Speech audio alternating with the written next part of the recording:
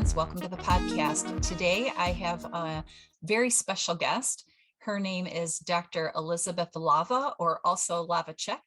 She's the author of Stillness and Wilderness, a bold ride from despair to deep wisdom and love. She's a former deadly disease investigator, community health leader, and veterinarian. She helped prepare for and respond to the pandemic. Elisabeth was pushed into a rapid transformation that led her to powerful healers, mindfulness, meditation, yoga, spiritual practices, and deep wisdom. She is called the Healer of Healers, and she's a thought leader on intertwining of mental health and spiritual growth. She bridges the world as a transformational health, life, and spiritual emergence coach. And she provides for healthcare providers, veterinarians, and conscious leaders who hire her to support them and return to wholeness through deep self-care and transition to a different career to find inner joy and peace. Welcome to the podcast. That was a mouthful, Elisabeth. I'm so happy to have you. It's a pleasure and honor to be here, Julie. Thank you so much for creating the space. Yeah, I'm excited to hear what you have to say and what you can teach us. We talked a little bit prior to this podcast, so I know a little bit about you, but because the listeners don't, can you just give us a little background and tell us how you started and maybe your veterinary journey and how you ended up where you are today? Oh, thanks, Julie. I just wanted to also thank you for creating a space to help veterinarians be as healthy as possible and hopefully help them stick into the career that they started and loved so much. Yeah, I'm really passionate about that. I really think that people like you can help us get a well-rounded mental health is what we want. Yeah. Thanks. So I went to vet school at Colorado State University, and my intention was to become a large animal veterinarian. And about halfway through, I thought, I don't know if I'm going to be able to be tough enough to do what I wanted to do, is be a large animal vet is no joke. I always take my hat off to those people because I thought I wanted to do that too. And I was like, that is a lot. Well, we certainly, I worked in a small animal practice before I went to vet school, and I have taken my hat off to small animal veterinarians because it's a different ball of stress. I just love being outside so much, and grew up around horses, and I just the salt of the earth folks, and seeing the animal on the farm when the environment they're in. For me, I felt like I could be a more powerful veterinarian because the environment affects them so much. So, and the small animal veterinarians, they don't really have that luxury of seeing the animal in their home. So, but I think it was my junior year of vet school, we all had to take an epidemiology class, and there was a specific lecture about disease outbreak investigation that I found fascinating. And I'm like, oh, maybe I could do that. So I went up to the professor, Dr. Mo Solomon, veterinary epidemiologist. And I said, can I do that for a living? Of course, he lit up like, oh, yeah. Good. One of my students wants someone to be that's interested. Yeah. So he said, of course you can. And so my senior year, I went and did like a rotation. I created my own rotation through something called a STEP program, which I don't know if they call it that anymore. But you spend basically, instead of doing a rotation anesthesiology or dermatology, you go and spend it at CDC Atlanta. And actually, they assigned me to the hepatitis branch. And I was like, can you get any further away from animal health?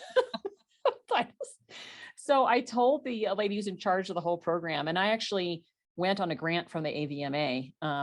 They paid for, I can't remember some of my expenses. It didn't cover it all, but it was really helpful for me to go. Yeah.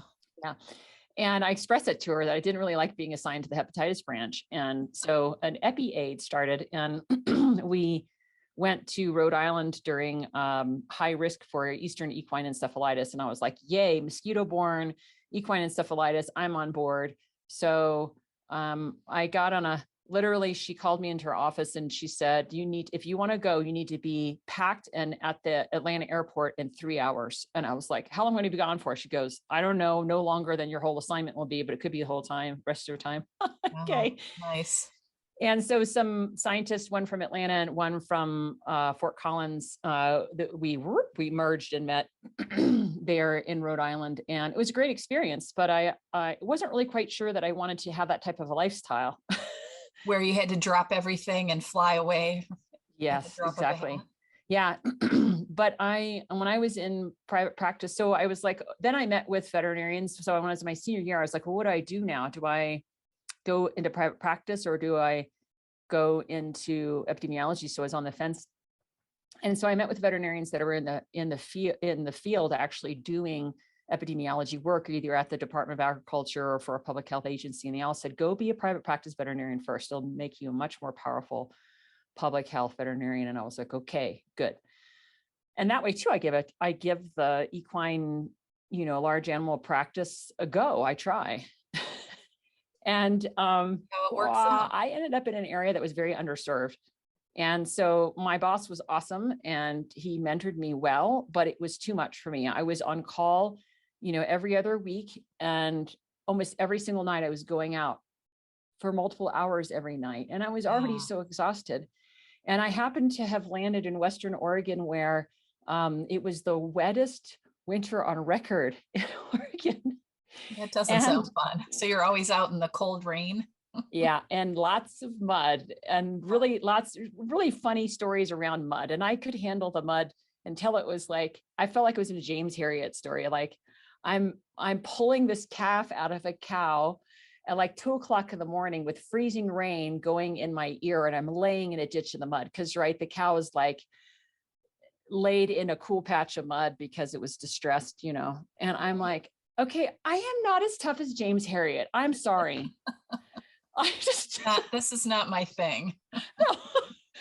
And I was like, sucks because I actually really love the animals and people, but I had no balance to my life. Okay. So I was always trying back then to like, okay, I didn't get a chance to do any major exercise this morning. Like I literally just packed my truck up and started going out in the field, and I am getting exercise by moving around with the animals, but it's pretty limited. It's not enough for stress relief though. And so I would like pull over on the side of the road and go for a 20-minute walk, in my boots and my muddy jeans, So I was already trying to do that, trying to find balance. But I had this one night where I had this meltdown. I think we've all been through those, right? Meltdown nights. So kudos to those veterinarians out there that have these.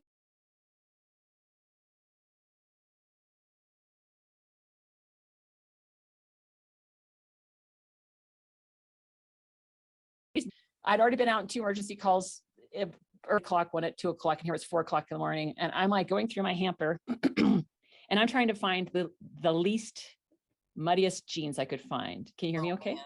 Yeah, I can now. You froze up for a minute, but now I got you back. Okay. So I was trying to find the least muddiest jeans I possibly could. And I pulled them out and they were like stiff on one end, wet on the other.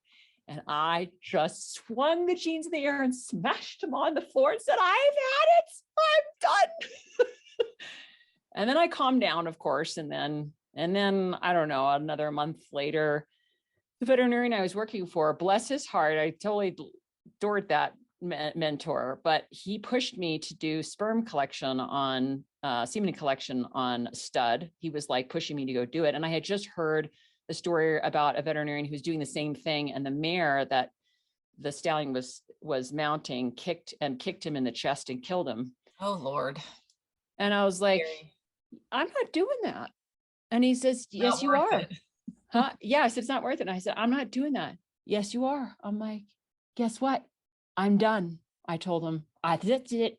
I'm done. And he was like, what? And I'm like, I'm done. I'll let you know much longer I'll be here. So I had lots of like kind of dark moments. I'm like, oh my God, I went to veterinary school. What am I going to do? And I was like, wait a second. Right. I said public health. Okay. That was your original love. Yeah. That was my initial spark. Right. Interest. Right. So then I started with very little money in the pocket. Like I just basically took a bunch of part-time jobs and was taking part-time low income jobs and then taking public health coursework. and got out of veterinary practice. And then eventually, it was really funny. It's a long story, but I basically became an epidemiologist at a state health department, and also underpaid, but at least more than minimum wage. And I ended up being promoted to be the state public health veterinarian after a couple years. And it was after September 11th and the anthrax letters hit. And I was given pretty large roles to coordinate response and preparedness in the kind of bioterrorism pandemic preparedness world. And then a public health veterinarian left her role, and they just said, "Do you want it?" And I was like, "What do you mean, do I want it? Isn't it?" And I was like, "Seriously? I want to be a state public health veterinarian?" Yeah. So, sometimes the universe just kind of lines up. I had no intention when I was supposed to happen, right? Yeah. So I became a public health veterinarian, and I did that for in state of Arizona and state of Colorado for many years. And eventually I ended up realizing that I was also having a pretty stressful job being on call. Now, I wasn't laying in the mud at 2:00 in the morning, 4:00 in the morning, but I was, my life was out of balance again. And I kind of was done with the whole infectious disease epidemiology, living and breathing it, and I enjoyed it, but it was, I wanted something different. And what I really wanted is connect with other people on a deeper level and connect with communities and so I ended up applying for our local public health jobs. And I came to this beautiful place in the San Juan Mountains, which is in southwestern Colorado. And I was just doing the interview for experience because I thought there's no way they're going to hire me because I'm not a nurse, because they really like hiring nurses at these little tiny rural areas. And they offered me the job, and I was like, get out. I get to get out of the big city and the rat race. I'm there. So I became a public health leader at a local level, and it was so fascinating because I got to see not just like these like epidemiology, but more like big community health problems. But my favorite part about after a while became when people would walk through the door and just need help. And like I have these people sometimes, one-on-one. Like you could relate to them because that's what you said you were looking for. Yeah. So it's kind of interesting because Julie, it's like, those one-on-one moments you have with owners, and you're just having this deep connection, and you're witnessing that human animal bond, and you're supporting both of them and that bond. And it's so powerful. And so I think, that part of me has always been there. It's never went away when I was this like epidemiologist at a high level. And then I got to be at a local level. And then I was in charge. I basically, how a lot of times a person comes into an area and they have this outsider lens is actually both, you bring in kind of a new perspective, where, but also at the same time, you don't understand the history and the why things are the way they are. So as I was a public health leader, my second year into that, I became chair of the West Central Public Health Partnership, which is 6 county health department directors that meet quarterly. And they talk about community health at a regional level. And I was watching things, and I was like trying to not speak and just learn and listen, which was not easy for me at that stage. That was you're not that type of person that doesn't want to chime in, huh? Well, I was shaped to be a subject matter expert and be like, Channel 9 News tonight. Blah. I'm like talking about West Nile virus and rabies and all these things.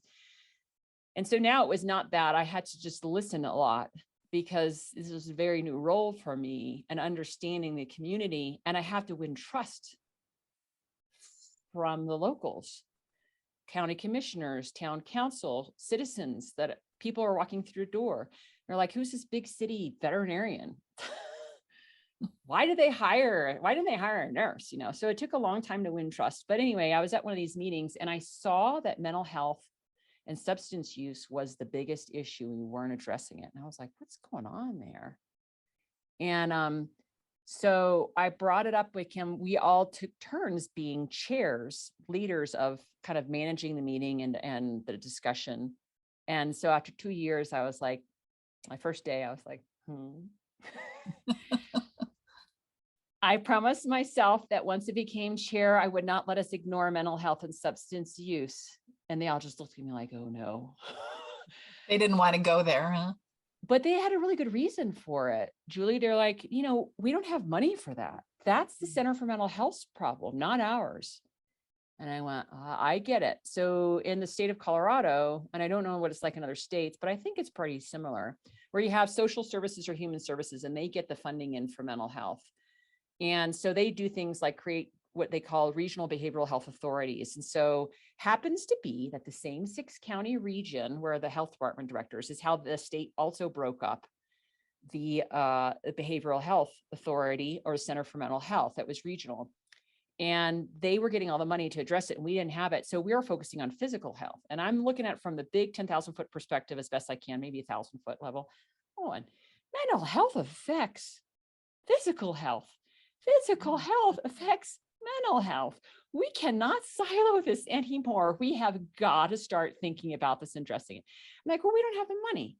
And I was like, okay, well, what if I look for a grant? What if a grant comes along? And they're like, fine. And so they're thinking, I know they're thinking that's not going to come along. Well, lo and behold, about a month, I don't know, maybe 2 months later, the grant comes available. Of course. So the federal government had noticed how many people are going to ERs with substance use issues, mental health crises, suicide rates, all this. And so the Centers for Medicare and Medicaid had an innovative grant out. It wasn't for all states. Colorado was one of the states that got it, one of only a handful of states. And so then when the whole state got it, they were like, which local health departments want to work on this? And I was like, you volunteered. So I applied for it. I didn't get it at first, and that's a whole another story in itself, but eventually I got it by being the squeaky wheel. I'm like, what do you mean I didn't get it? And I eventually got it. And I basically was really shocked at how hard it was to move the needle, to make a change. But the best thing that came out of that was looking at the whole system. Basically, we ended up developing a steering committee, the 3 hospitals, the Centers for Mental Health, those 6 health departments, and then local clinics that were like federally funded.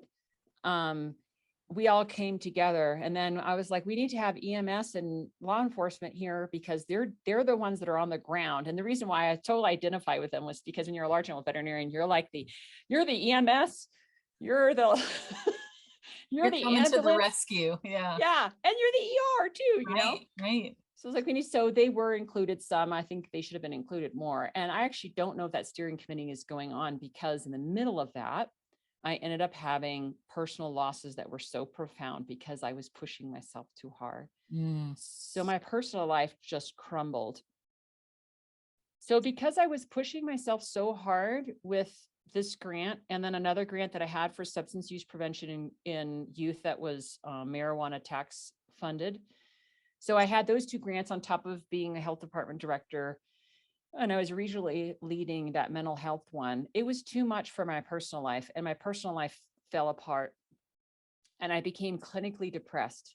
And I was halfway through the 3-year grant, and there was a deep knowing that this was happening for me for a reason. And it created deep empathy for me for those who are going through deep, dark mental health or substance use issues because it was so painful. And it actually manifested itself in a physical level too.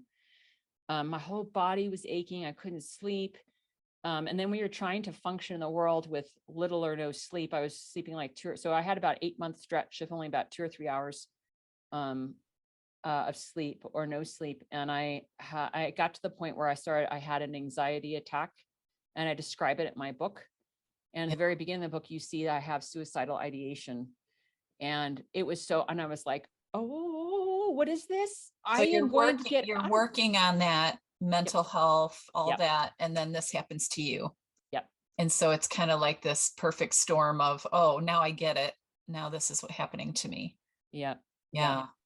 So the doctors were, and I come from a family of physicians and nurses, and both one of the very, very deeply empathic, compassionate, wise physicians in my family was like, you need to go on antidepressants. And so was one of my doctors telling me that.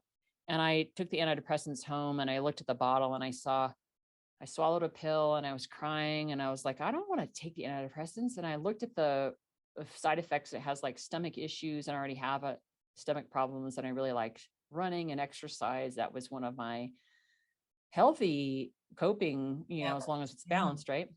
But the other thing was the withdrawal symptoms were the same as what I was experiencing already. And I'm like, I this know. is just delaying it. Isn't that crazy? I know. I've always thought that too. It's like you go on antidepressants, but you can't come off of them because then it throws you back into the depression. Yeah. And I guess there is a way that you wean yourself off of it. So one of the doctors was really sweet. He's like, Elisabeth, he goes, what you're experiencing is not like chronic depression throughout your life. This is something you have good reason to be depressed. And he said, this is just a crutch to get you through for a while. It's going to be okay. And we'll wean you off. And I'm like this really coming from a German Stoic family. And I was like, I'm going to figure out another way. So, and then I had a whole series of events that are described in the book that I'll just skip over, but basically ended up having what's called a spiritual emergence, which there's a couple of different definitions for that. And one of my favorite simple ones is that I heard from a licensed clinical social worker who's a counselor and he's deeply spiritual. His simple definition is pretty cool. It's like you are having a moment where you're realizing what your circumstances are outside of you are not fulfilling, and you start searching beyond the material world. You start spiritually exploring. Okay. And you're basically trying to find a spiritual practice or a path that's right for you. So that's his definition. So I basically ended up getting through the 3 years, having a spiritual awakening, realizing that I wanted to help people directly in a new way, taking health coaching, life coaching, and then I was led to something called a spiritual emergence coaching course through Emma Bragdon. And she has a PhD in transpersonal psychology. And when I started taking her course, I was like, oh, wow. No wonder why I had this profound spiritual awakening after clinical depression. It totally makes sense. And no wonder I'm having a hard time recovering still, even though I have my own spiritual path. Now that's right for me. I can see why it's taking me a while to recover from the loss, grief, trauma. I had a bunch of trauma too. And so, and during that, I'd love to read the definition of spiritual emergence from Emma Bragdon, if that's okay. Yeah, do it. I got it. Yeah, because this is something I don't know a lot about, so I'm excited about this. Okay. So I really didn't understand what I was experiencing, and still I started reading Dr. Emma Bragdon's work. And her definition of spiritual emergence is the process of personal awakening into a level of perceiving and functioning, which is beyond normal ego functioning. The process may first include one of the following phenomena: out-of-body experiences, precognition, clairvoyance, astral travel, and perceptions of auras. At its peak, spiritual emergence is the experience of the ultimate unity of all things, a mystical experience, emerging with the divine, which transcends verbal description. Among the positive effects of the process are increased creativity, feelings of peace, and an expanded sense of compassion. And just to honor her, Emma, that's paraphrased from a much longer explanation. And so what I experienced is something called a Kundalini rising. And I had learned about chakras and Kundalini while taking a yoga instructor course. I'm a yoga instructor. And I took that course a few years prior to my awakening. And I just want to pause. And so people ask me, what is a spiritual awakening? And when I Google it, it's really funny. I don't even really like all the definitions. So here's mine. This is yours, yeah. Mine is basically you're realizing that you are not this body. You are a soul. And your body is this beautiful temple where your spirit is temporarily housed. And really becoming in deep, deep, deep connection, like awareness of your soul. And there's so much more beyond that in terms of like, you're realizing that you having a connection with the source that created you and the earth. And that is such a profound experience and can be quite frightening at the beginning when that happens. Because if you're like me, a rigid left brain scientist, like when I was taking And the that yoga you instructor, always think about, right? yeah, and like chakras, kundalini, what's this woo-wee stuff? Yeah, it Blah, blah, blah. sounds like woo-woo. Yeah, it's Yeah. not. Yeah, I had to experience it for myself, which is really Right. funny because I've witnessed that in a lot of other people. Oh, you just won't believe it until you experience it yourself. Yep, and then it happened to me. So I had to experience that for myself to realize those concepts are not new age, and then to turn to Eastern wisdom to understand what was happening for me. So I'd like to explain what Kundalini is. Okay. This is a quote from Steve Taylor, who wrote a book called The Leap, and he experienced a Kundalini rising or awakening as well. In the Indian spiritual traditions of yoga and tantra, sudden energetic awakenings are depicted as Kundalini awakening. Kundalini, derived from the Sanskrit word kunda, meaning to coil or to spiral, is an intense and explosive form of energy that lies dormant in the lowest of the 7 chakras. So when I took that course, I was like, oh, this is fascinating. And that course was designed for me to like support people in a group. And I do plan to do that on this platform called Clubhouse. And but I really wanted to do it individually. You and I talked about that power as a veterinarian, that one-on-one connection. That connection. Yeah. Mm-hmm. So I told Emma that's what I wanted to do. And she goes, oh, you can't do that. I'm like, why not? She goes, well, you need to become a certified life coach. And I was like, great. Okay, watch me. No, I just basically said I took a health coaching course already and I'm doing that. But I realized when I was taking a health coaching course that someone's health is much more than just the food and their exercise and their sleep. It has to do with everything else in their life. Right. And then I really wanted to become a life coach in order to be a really powerful, holistic health coach. So I said, which course do you recommend? And she goes, I actually have done the research and this is the group. So I took a course from Life Purpose Institute. And I also took a spiritual coaching course from them as well. And so in a group format, a spiritual immersions coach facilitates individuals sharing stories and resources in a supportive environment. That group then thus provides encouragement, support for further personal and spiritual growth. A spiritual emergence or emergency, which I'll define as well too if we have time, can cause a shift of personal values into yearning to help others in a new way or to find a new life purpose. Sharing with others in a group can assist in finding meaning and direction in the experience. Meeting personally with a certified life coach with spiritual emergence coaching skills can deepen this experience. And honestly, I'm going to pause. This is something I'm reading that I typed up. Okay. So I want to pause for a moment and say that sharing, dark mental health or substance use issues is already really personal. Yes. And then when you have something really beautiful happening that is out there, it's also really scary to share. So that's why I know that we need more individual spiritual emergence coaches. And so I actually have at the end of my book a list of, go to integrativementalhealthforyou.org, Emma Bragdon's webpage, and there's a directory. And I think there's actually a couple in there that are licensed counselors too, and they're spiritual emergence coaches. And so one of my roles as spiritual emergence coaches, people who are having this type of experience are pretty scared about sharing this with anybody. And some of them are having such a radical experience that they really need a counselor, not a coach. And they need a counselor who has deep spiritual competency, meaning they can recognize spiritually transformative experiences, they can recognize a spiritual awakening, or at least they can just be fully present with helping somebody tap into their spiritual practices, their side, to get through whatever challenges and not have any biases related to what their own belief system is, and supporting that person, and also recognizing things like spiritual bypassing. I'm throwing out a lot of phrases here, but Right.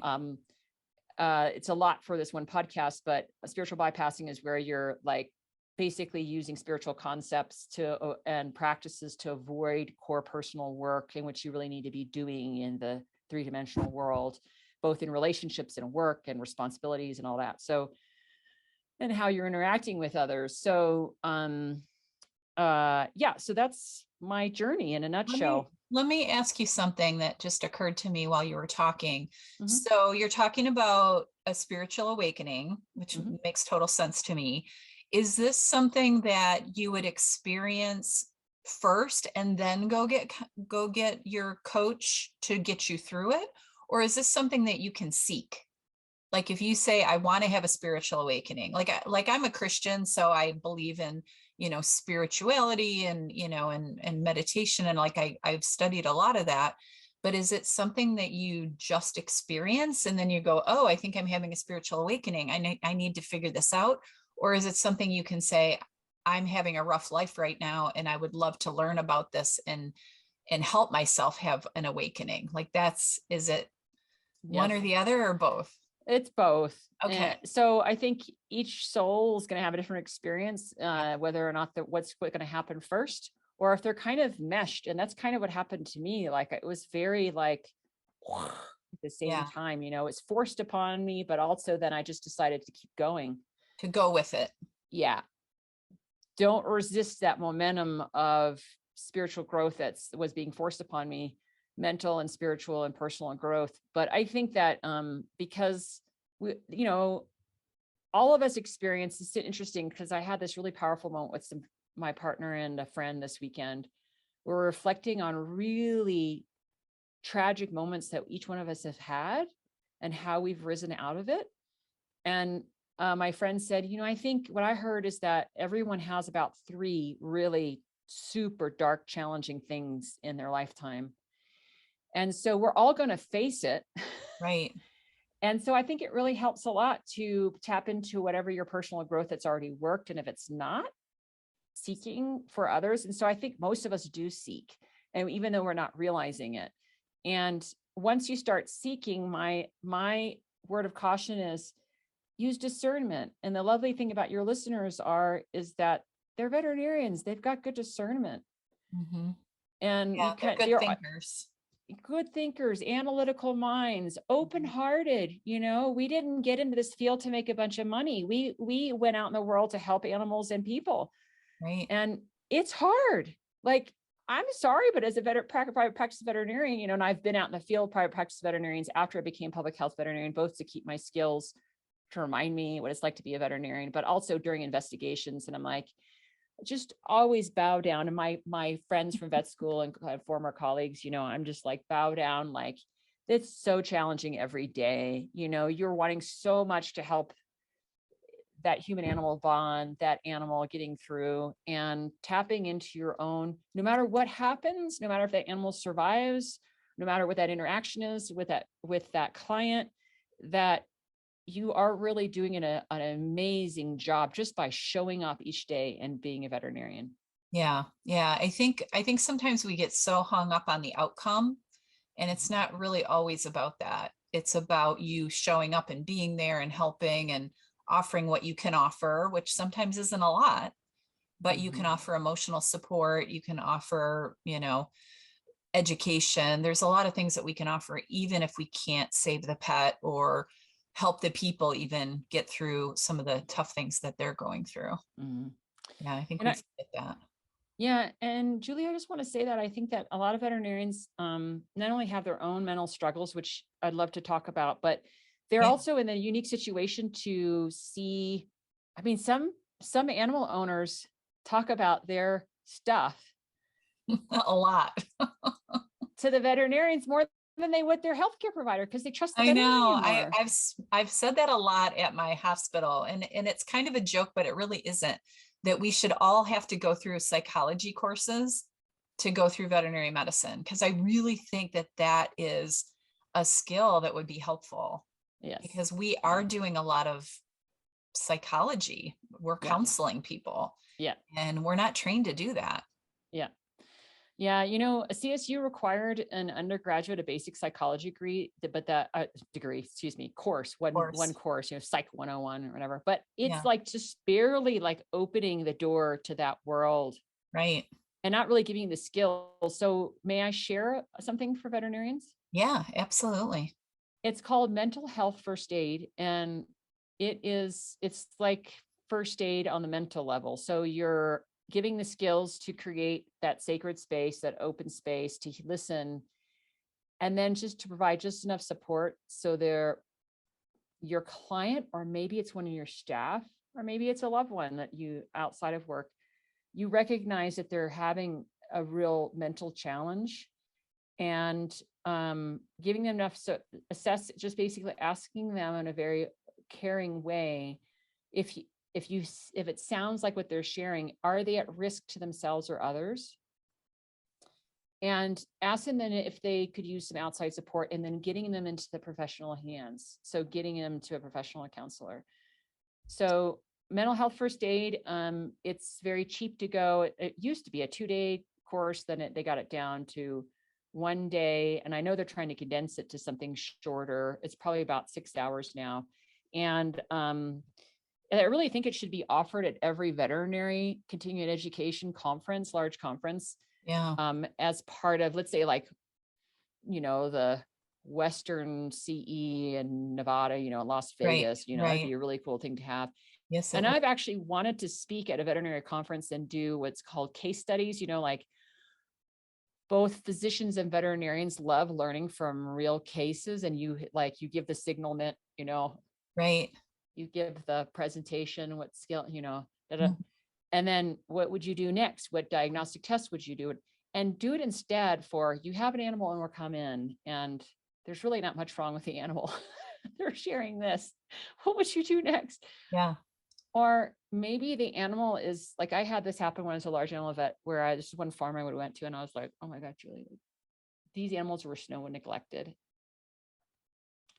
And it's because they had a lot of stuff going on in them that they weren't Yeah. addressing. And they were using the animals, even though they couldn't afford to feed them, as their own therapy. And yet the animals were suffering. It was just like this really, Yeah, I've just been thinks through back that. about it, and having to euthanize one. They said, it can't stand. I'm like, can't stand because you're not feeding it. You're Yes, feeding it it doesn't have straw, any food. like, Yeah. ah. So, so to go through that, and then, or could be, you come into the practice and you notice your controlled substance log is off compared to what's in stock. Yeah. Which is a big And deal. mhm. And then I think you and I discussed it before. One of the reasons why I really wanted to talk to veterinarians and why I reached out to you for the podcast was because when I was a state public health veterinarian in Colorado, in Denver, one of my mentors before I went to vet school took his own life. Mm. And I went to the funeral, the memorial service, and just seeing that was just. So you're at the funeral. So I was at the memorial service and just seeing the impact on the family members. Ugh, it's hard. Ooh, and he was Mhm. such a joyous man. And I remember these moments where I'd see him just making everybody in the clinic laugh. And then I'd see some darkness in him, like he was really sad inside. And I was like, Yeah. wow, what's going on there? And he kind of reminded me of Robin Williams. Like, that's how funny he was. And I actually met Robin Williams one time, a couple times in person, and I Yeah. could see how much he enjoyed making others joyous. And yet he had some really deep sadness in him. And I know we won't get into Robin Williams, but anyway, and then shortly after that, I shouldn't say anyway, big breath. Right. Whoa. Right. It's hard to go through a suicide Mhm. for sure. So I go back to the office and I'm working away, and I get the CDC's MMWR articles, which is, it's like the weekly morbidity and mortality report. Like, can you get anything more dark and morbid title to a newsletter? But that's what it Right. is. Right. And it's about an article about suicide rates and suicide ideation in veterinarians and how much higher it is than the general public. And so, and it sounds like I actually took that very personal on, like, oh my gosh, we're at the How can highest that risk and be? everything. Yeah. Yeah. And it turns out looking at the literature, more recent literature, veterinarians are not in the top 25 even of occupations in terms of suicide rates, so percentages, but Right. we are quite a bit higher. And so I'd like to pause and read an article, just like one little stat from an AVMA article. Is that Yes. okay? Yeah, Okay, let me absolutely. open it up. Let's see. And so it's in the JAVMA news, and it's looking at access to lethal means looked to lower veterinary suicide rates. So veterinarians have a higher rate of suicide than does the general population, research says. But according to the most recent study, if suicide rates associated with pentobarbital, a drug commonly used for euthanasia of animals, were not counted, veterinarians would mirror the general population in terms of suicide rates. It makes sense. There's a picture of Jen Brandt, PhD, Director of Wellbeing and Diversity Initiatives at the AVMA, that she's lecturing. And QPR, she was lecturing on QPR training. Oh, this is question. I'm trying to remember what QPR stands for. It has to do, it's a bit shorter than mental health first aid. And it's also designed to do quick listening and referring, so that you're kind of a de-escalating strategy to decrease the risk, as it says, which helps in identifying, aiding individuals who may be at risk for suicide. Oh, here it goes. QPR stands for question, persuade, and refer. Yeah, I took a class in that. So yeah, Did that's you? very useful. And how did you use it daily, or? Well, I mean, obviously coaching people, I have to kind of be on my toes for people that need therapy or more medical help than life coaching, because there's a big difference. And I talk about that a lot on the podcast. So that's something that, as in my certification as a certified life coach, we have to have that kind of training so we can recognize if somebody's in trouble and they need something more.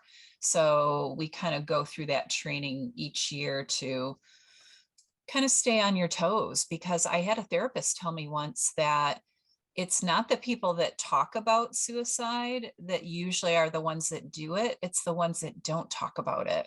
Yeah. And I lost my own nephew to suicide. And that was kind of our experience as a family. Like, nobody really knew. So yeah, it's something that's a really, really difficult thing. But I think the more we talk about it and the more we are open to discussing it, the more we're going to help people get help, if that makes sense. Julie. Well, first of all, thank you for sharing. And second of all, I'm so sorry for that loss. It's hard on a family. It really is. I saw, what my sister went through losing her son, and it's tough. Yeah, it's really a tough thing. So that's, one of the reasons I do what I would do, because we want to help people, and what you do, right? Yes. And I think it's great that they require QPR training. There's the coaching course I took. There was a component, they didn't call it QPR, but they trained us to recognize when a counselor is more appropriate than a coach, and how to refer, Right. doing the warm handoff. And I've definitely done that. And I curious, is QPR, is that something that your listeners could take, and where did you take it? Oh gosh, I don't have it right near me, but I could share it on another podcast or write it somewhere. But yeah, it was pretty accessible. It was just an online thing, and it wasn't even a very long course, if I remember correctly. So it's pretty easy to acquire. And I'm sure there's different places to take it too. Okay. But I think it's a really good idea, especially, if you're working in a veterinary hospital with a lot of people, and this is something that our profession has a tendency to lean towards, it wouldn't be a bad thing for everybody to know about. Yeah, wonderful. Yeah. Thank you for sharing that. So the AVMA article states, researchers from the Centers for Disease Control and Prevention, National Institute for Occupational Safety and Health, looked at mortality rates from suicide among 11,620 veterinarians who died from 1979 to 2015. They concluded that male veterinarians are 2.1 times as likely, and female veterinarians were 3.5 times as likely to die from suicide as were members of the US general population. And these higher suicide mortality rates extended the entire 36-year period. And they actually have the JAVMA journal article citing there. And the rest of the article talks about the method, which we won't go into for each. And then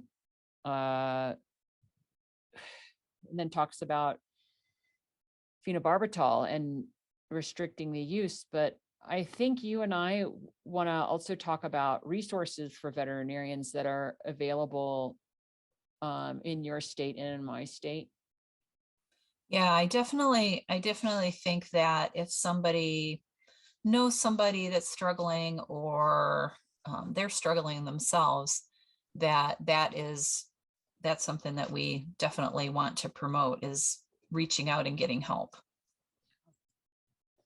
I know we have the Michigan Veterinary Medical Association, and we have a thing called the A-Team that people can call in or write in and then get someone to help them. And they're volunteer people if it's just like support needed. But they also have a system where they can hook you up with therapy, mostly therapy, I think, but mental health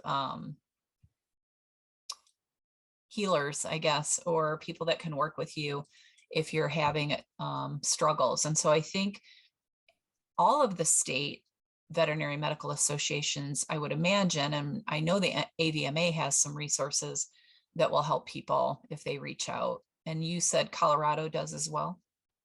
Yeah, CVMA, Colorado Veterinary Medical Association, has peer assistance services.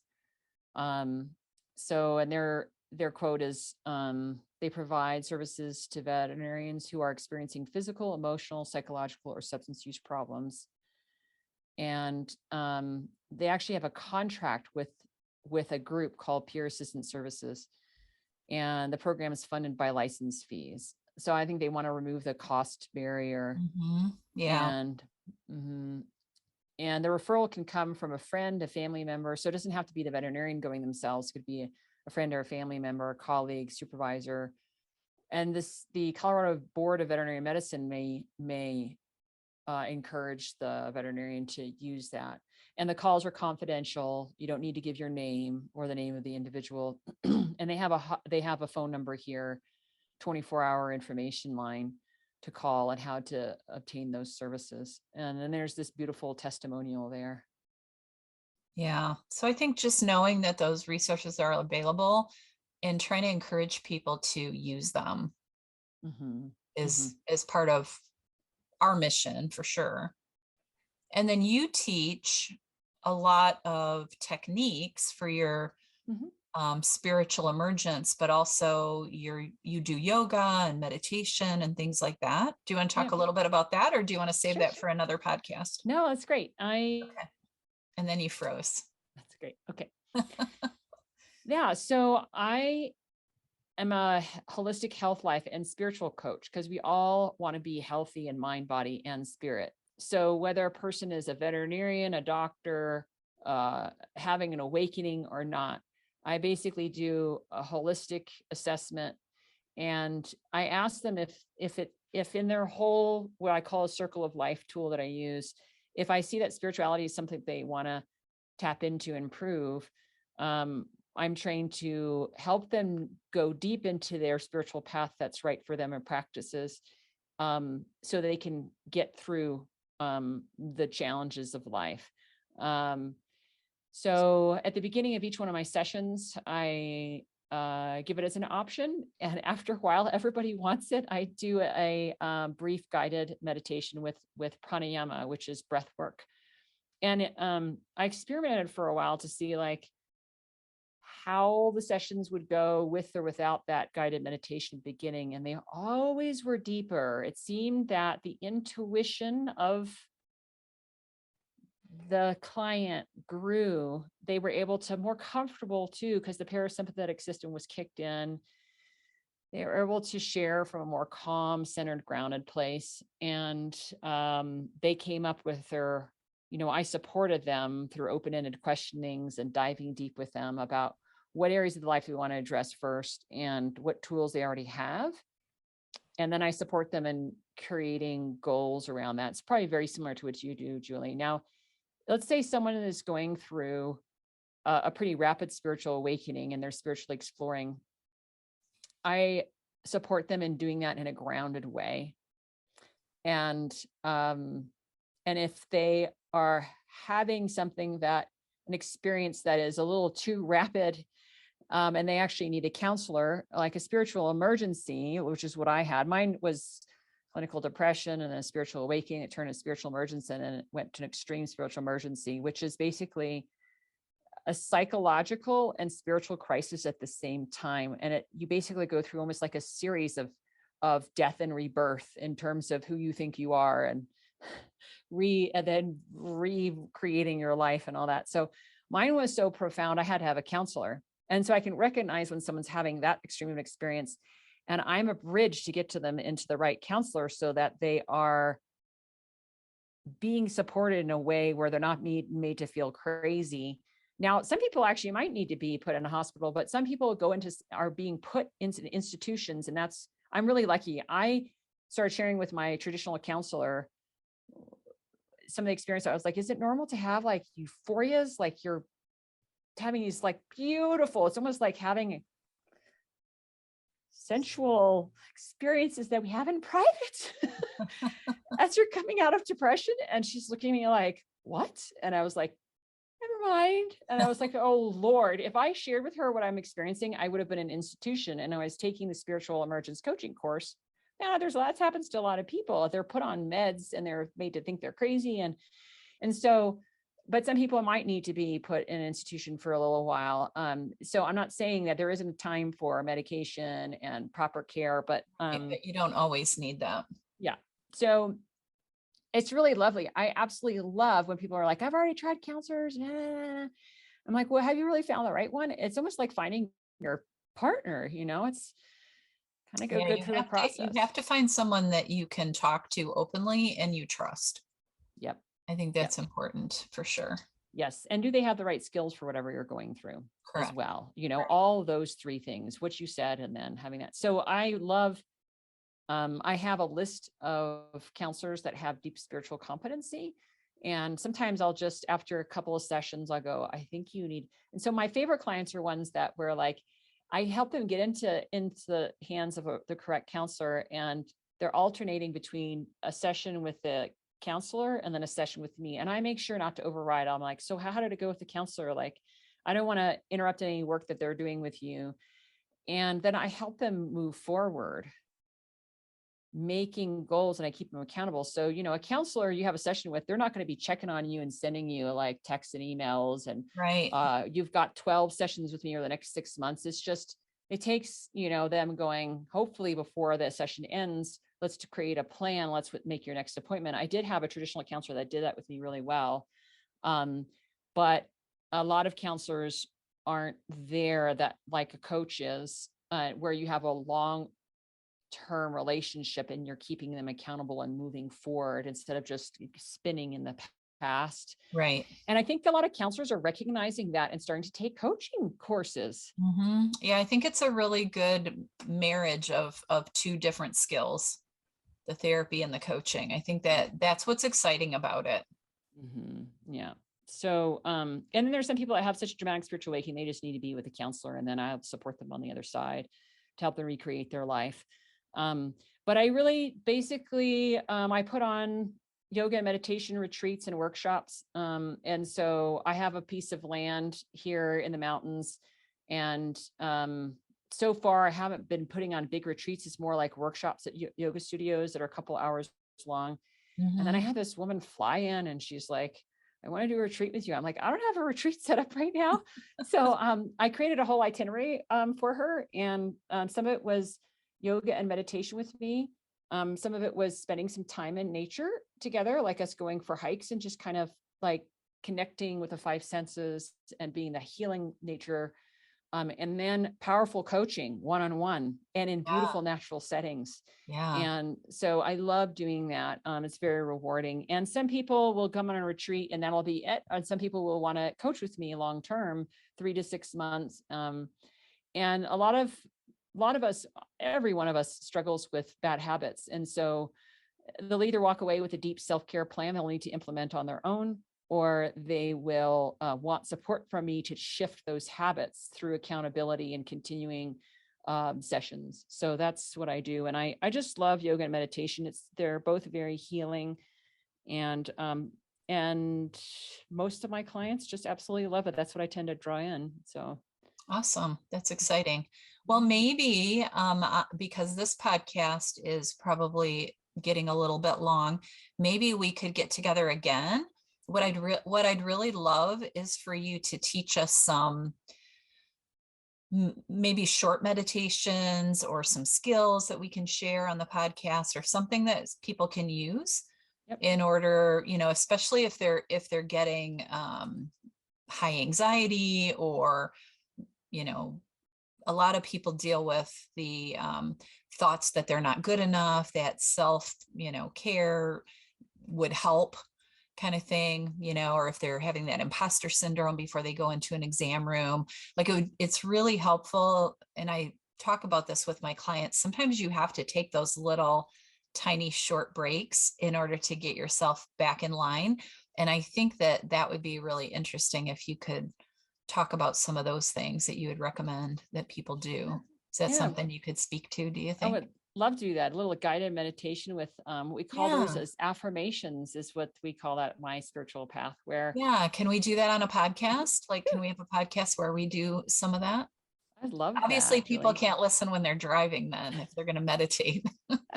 You'd have to be home when you listen. So anybody out there, if we end up doing this, don't listen in your car, because we're going to try to mellow you out and help you meditate. So yeah, I would love to do that and talk a little bit more about your yoga and maybe your retreats, because I think that would be something really powerful. I've been on a couple retreats, and it's super powerful to go and learn some of these skills.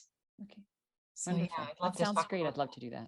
All right, so we'll do that again. We'll promise we'll have to set that up, but tell people where they can find you, your website, and anything else you want to say that we didn't say today.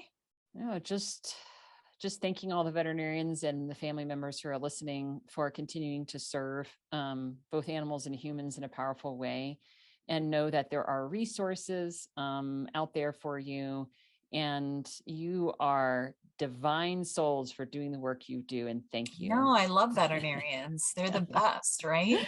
Yeah. And their families, because the families, we know the families have to support us a lot. Yes, right? It's brought the whole family for sure.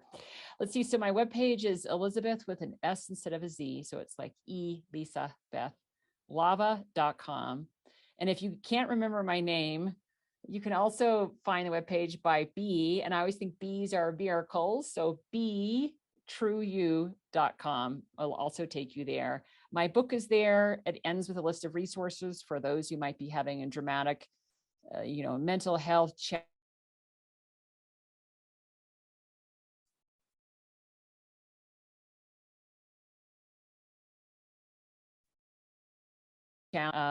Hope to connect with some of you in collaboration with Julie. Thank you. Oh, Elisabeth, can you say that last little part again? Because you froze up when you were talking about mental health challenge. Do you remember what you said? Mm-hmm. Okay. So at the end of my book, there's a list of resources for those of you who might be having a dramatic mental health challenge that turns into a spiritual awakening. There's about 7 pages there, and each link opens you up to a world of a whole nother list of resources. So please take a look. I do a webinar monthly on that type of, basically it's called When Transformation Turns into a Crisis. And I am going to go through the resources at the back of the book more thoroughly than I could do on a podcast or just by people looking at the book. And so if you're interested in that, you can just send me an email or a text. Both of my email and my cell phone are on that. because that's something that takes a whole nother hour to go into. Awesome. That's so exciting. Well, I thank you so much for being here today. It was so fun meeting you. This is the second time we've talked and I loved every minute. So I hope we can do it again and maybe teach some guided meditation and do some other things. Maybe talk a little bit about yoga and other things that you would talk about at your retreat. Sounds wonderful. Thank Sounds you great. so much. Thanks so much, Elizabeth, for being here. My pleasure. Have a beautiful week, everyone. Bye. Bye, Elizabeth.